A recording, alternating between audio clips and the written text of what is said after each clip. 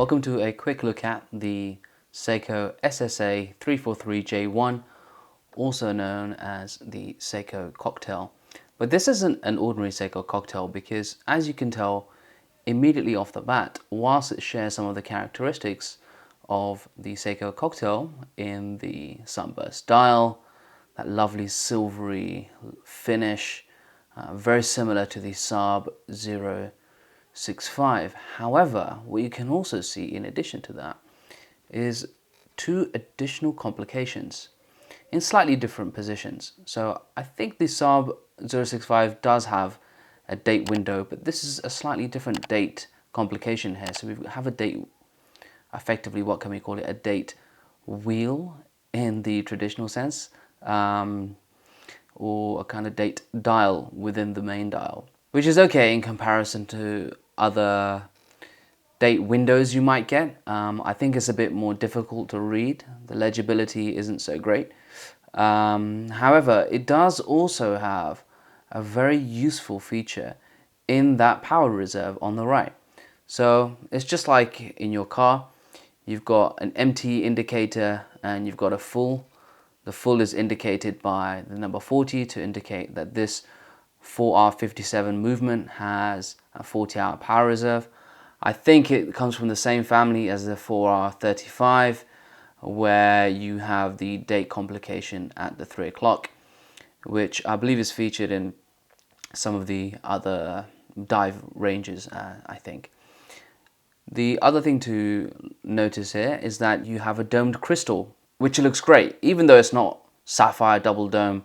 But I still think to get this Hardlex, this Seiko proprietary crystal in this shape on this classic dress watch looks fabulous. I think it looks really, really smart. It gives it that really vintage look. Actually, the legibility is not too bad of the main markers, but they do lose themselves a little bit because you've got silver polished hands, you've got polished indices, you've got a polished applied Seiko logo with the word Presage automatic underneath. So it does get a little bit washed out, and as you can see, it's somewhat washing out under these lights as well. And I think that's because with a bit of direct light on here, it can fade away or wash away into the background. But that shouldn't detract you from the beauty of the watch, the finish, its kind of heritage against the Saab 065. I think it looks really, really nice. So let's take a look at some of the other features here. So you've got an entirely polished case with an onion crown, which is very easy to turn. No jamming there. And what's fantastic, and what I'll do is I'll insert a shot of this being hand wound where you can see the indicator moving over to the 40-hour position, which is a useful complication.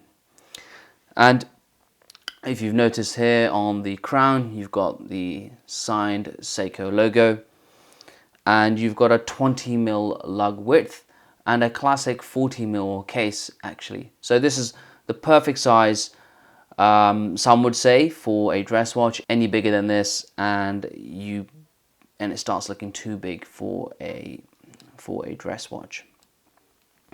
Now, I like the way that the lug tips are curving down, and they don't curve inwards towards the pin here, which would have been a little bit nicer. I think the straightness does take away a little bit from the elegance of the rest of the watch, to be honest with you.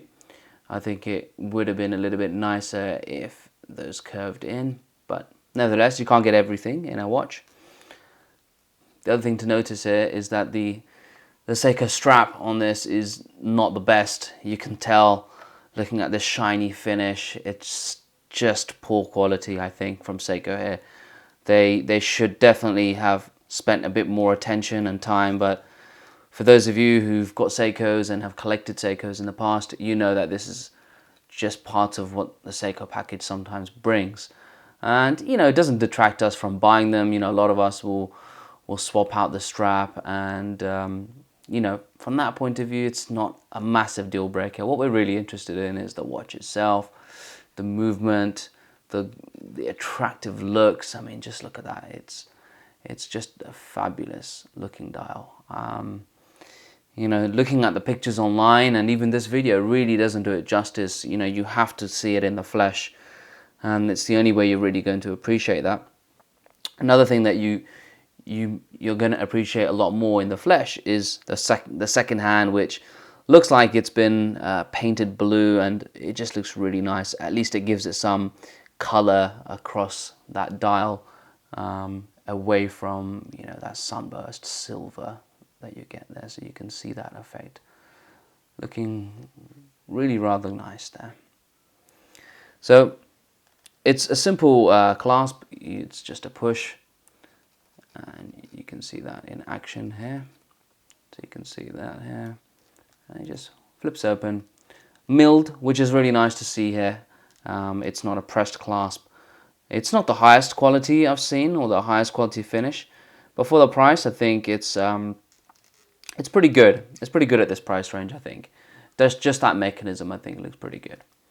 And of course, you've got a see-through case back. Dress watch without a see-through case back is a bit of a miss, I think, with some brands, but Seiko do tend to offer this even on their lower tier watches, including their Seiko 5s, which are famous for their key 5 features, and one of them, I think, is to have a see-through case back. I might be wrong on that one, but it's definitely a feature that a lot of them do share. And you can see this is a made in Japan model. It says it on the rotor then, that gold rotor. Right at the back, let's have a look at that. Let's get a bit closer so you can see that really nice rotor. Looks quite nice. And yeah, this is a very quick look at the Seiko Cocktail from the Presage line.